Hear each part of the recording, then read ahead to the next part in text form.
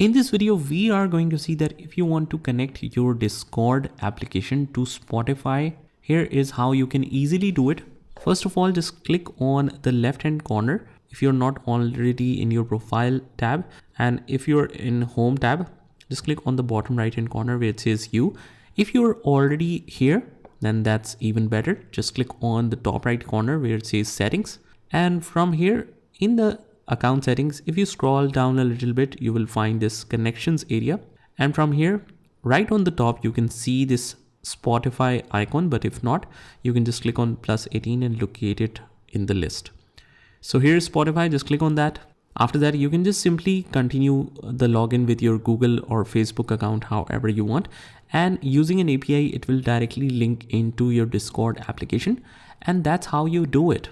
I hope you found this video helpful, and if you did, hit the like button and subscribe to our channel, and I will see you in the next one.